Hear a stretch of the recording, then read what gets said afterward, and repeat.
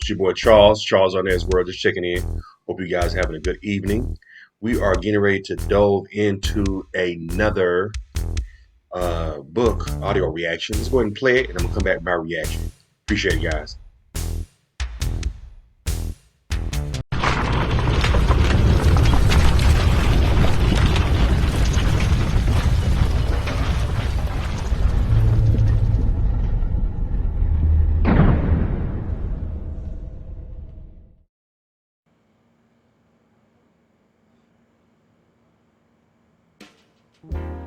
Red Dillard Morrison was the best looking man I've ever set eyes on.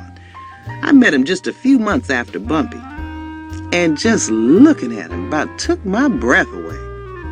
He was about 6 feet tall, with a slim, athletic build, and had the easy yet powerful stride of a panther.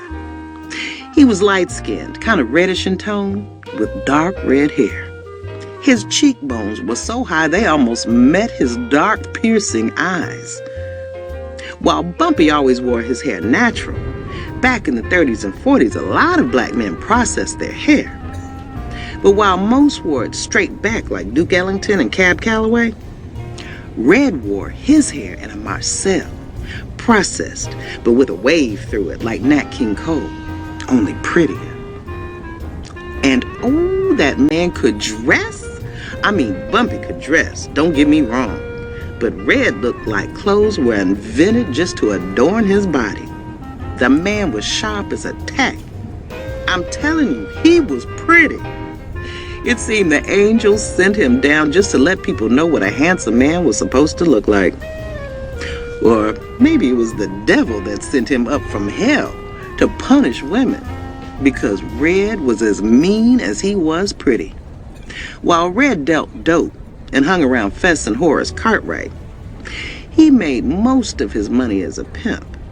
He pulled both black and white prostitutes, and none of the frumpy-looking types. Red's women were beautiful, and they kept him in fancy cars and expensive clothes, and in return, he treated them like dirt. One time, one of his girls came up short, and he beat her so bad outside of Minton's Playhouse on 118th Street that he knocked out almost all of her upper teeth. He went back inside the club and joked that now she could specialize in gum and dick. That's the kind of guy Red was. Red was mean, handsome, and ambitious as hell. Seems I remember hearing he was from North Carolina, though born in Alabama.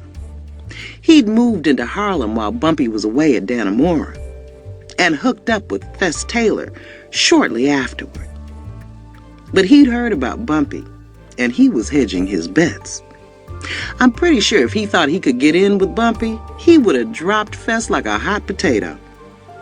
That's why he went up and introduced himself that night Bumpy came home, even though he had to know it would piss Fess off. But Bumpy never really took to Red.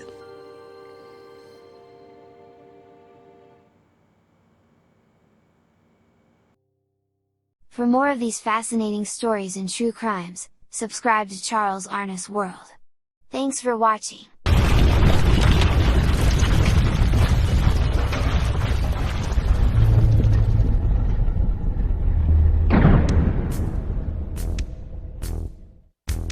Looking for a professional photographer for your next big event? Need video of your special day? Then look no further. For $100 an hour, have a professional photographer or videographer shoot your wedding, birthday party, quinceañera, bar mitzvah or bat mitzvah, anniversary party, or whatever your special occasion may be. Highlight your event with professional, crisp photos and video. Check out Charles Arnis Photography on Instagram, as well as book us for your next event. Must live in the Southern California area.